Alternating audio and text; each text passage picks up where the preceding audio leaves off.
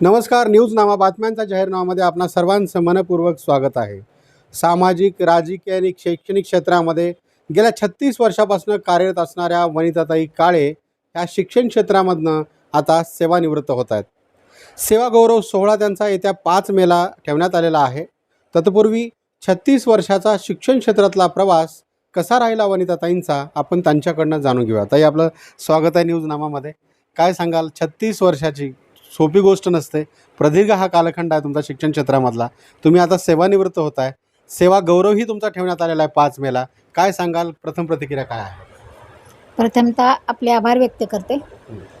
आपण आलात आणि माझी मुलाखत घेत आहे. जोर आहे.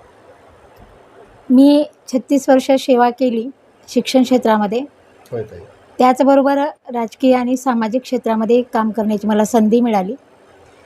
1990ला हो. मी अण्णासाहेब पाटील शाळेवर लागले. तिथं 4 वर्ष सेवा झाली आणि तिथून निघाल्यानंतर माननीय विलासराव साहेब देशमुख साहेब यांनी मला शाळा दिली.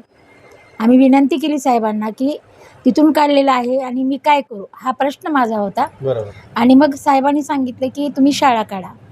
आणि मग साहेबांनी त्यावेळेस 1994ला साहेबाकडे गेल्यानंतर साहेबांनी शाळा काढण्याचं आम्हाला सुचवलं. पण मला वाटत होतं की शाळा म्हणजे आपली परिस्थिती तशी नाही, बरोबर. खूप नाजूक परिस्थितीतून आल्यामुळं होय. मी शाळा कशी काढावी हा प्रश्न होता.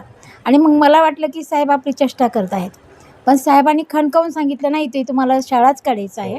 आणि साहेबांनी अक्षरशः माझी परिस्थिती फार वाईट होती त्यावेळेस स्वतःच्या खिशातले 3,000 रुपये साहेबांनी काढून दिले आणि आम्हाला सांगितले की गावाकडे जा, लातूरला जा आणि शाळा रजिस्ट्रेशन करा. आम्ही रजिस्ट्रेशन आलो. आम्ही दोघंही नवरा बायको तिकडं साहेबांकडे गेलेले होतो. आलो आणि रजिस्ट्रेशन केलं. साहेबांनी एक 6 महिन्यामध्ये तर आम्हाला मान्यता मिळाली. आणि मग ती मान्यता मिळाल्यानंतर अक्षरशः 3 विद्यार्थ्यावर आम्ही शाळा जवळपास 2 महिने 3 मुलावर शाळा चालवली. सुदर्शनचा प्रवास चालू झाला. आणि सुदर्शनचा प्रवास चालू झाल्यानंतर 3 विद्यार्थ्यापासून आज विद्यार्थी 1100 विद्यार्थी आहेत. क्या बात आहे. आणि या कालखंडामध्ये बरेच विद्यार्थी कुणी क्लास 2 झालं, कुणी डॉक्टर झालं, कुणी वकील झालं. पण मला त्याचं एक भाग्य असं समजेन मी की सलम एरियातली जी माझी शाळा आहे, गोरगरिबांच्या लेकराला शिकवण्याचं मला भाग्य लाभलं.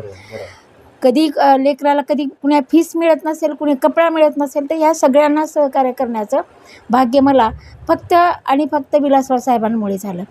हे प्रवास करत असताना साथीदार म्हणून माझे मिस्टर माने साहेब यांनी खूप मोलाची साथ दिली.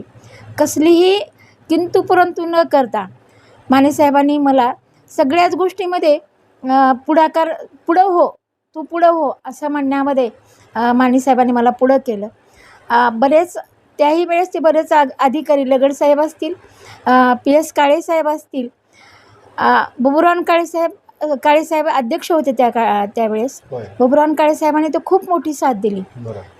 विलासराव साहेबांनी शाळा दिली म्हटल्यानंतर बबुराव काळेसाहेब म्हणायचे की माझ्या मुलीची शाळा आहे.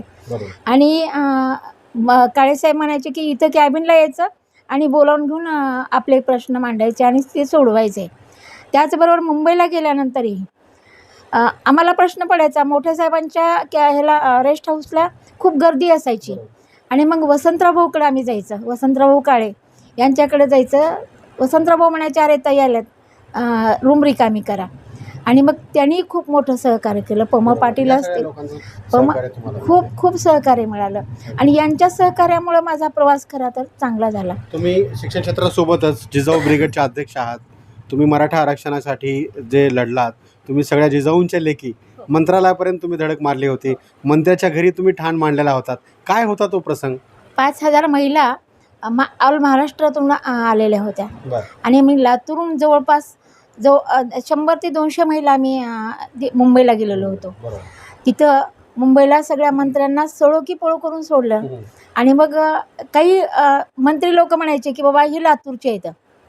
आम्ही पुढाकार घेतला. माझ्याबरोबर वैशाली पाटील असेल किंवा सावित्री धुमाळ असेल.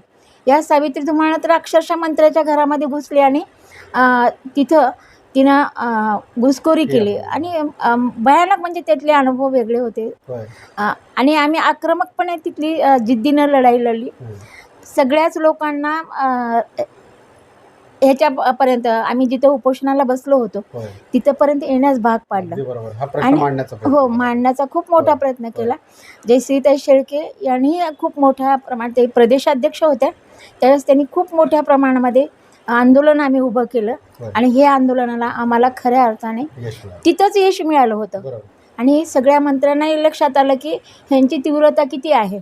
आणि या तीव्रतेमधून आम्हाला निश्चितपणाने ते तिथं यश येण्यास चालू झालं. बरोबर. खूप मोठा विषय खूप होता तो. मोठा विषय महाराष्ट्र होता. खूप भर वेधला गेला बिलकुल, होता. ताई, बिलकुल. बरोबर आहे. लातूर शहर महानगरपालिकेत नगरसेविका म्हणूनही तुम्हाला कारकीर्द घडत आली.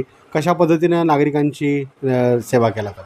माननीय सन्माननीय विलासराव देशमुख साहेबांमुळं मला महानगरपालिकेमध्ये जाण्याची संधी, पहिली महानगरपालिका आणि पहिल्या महानगरपालिकेमध्ये एक नगरसेवक म्हणून जाण्याची मला संधी मिळाली. होय. आणि ही संधी मिळत असताना काम करण्याची तर खूप मोठी, पहिल्यापासून सामाजिक काम करण्याची इच्छा होतीच आणि आहे, आजही आहे. पण पाण्याचा फार तुटवडा होता. आणि प्रभागामध्ये पाणी कसं द्यावं, पाणी कसं पुरवठा करावं, हा सगळ्याच नगरसेवकापुढे प्रश्न होता.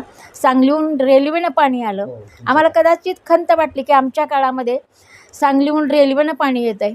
आणि मग हा प्रश्न पाण्याचा अक्षरशः घरोघरी जाऊन आम्ही पाईप धरून अक्षरशः लोकांना होतं. पाणी दिलेलं हो. होतं.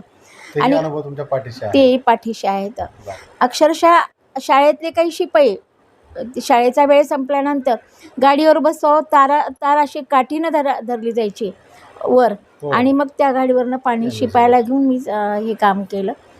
प्रभागातील एक नगरसेविका म्हणून नाही तर सामान्य एक लेडीज म्हणून त्यांचे मी प्रश्न सोडवत हो, गेले. अगदी बरोबर. ताई, हां. सुदर्शनचं तुम्ही रोपटं लावलं, त्याचा आज वटवृक्ष झालेला आहे. आता 36 वर्षाच्या प्रदीर्घ सेवेनंतर पुन्हा काय? वनिताताई काय तर ऑलरेडी सामाजिक क्षेत्रामध्ये आहेत, राजकीय क्षेत्रामध्ये तुमचं काम आहे, पण आता ही सेकंड जी इनिंग आहे ते माने साहेबांना सोबत घेऊन तुमची कशी असणार आहे? आता इथं रिटायरमेंटच्या नंतर माझा प्रवास असा राहील. मला सामाजिक कार्यामध्ये खूप आवड आहे, शैक्षणिक कार्यामध्ये आवड आहे. परंतु आता सध्या न्यू जनरेशन दोन्ही मुलं आहेत. दोन्ही सुना माझ्या, होय. मनीषा वाणकर हे मुख्याध्यापिका आहे, माझी मोठी सून, आणि प्रवीण माने हा प्राचार्य हो. ज्युनियर कॉलेजला आहे.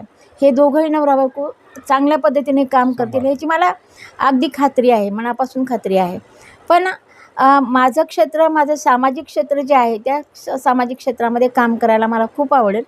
आणि म्हणून आमच्या दोघांच्या नियोजनामधून बाहेर देश फिरायची इच्छा आहे, बाहेर कुठेतरी टूरला जाण्याची इच्छा आहे, त्याचबरोबर सामाजिक काम करण्याची इच्छा आहे.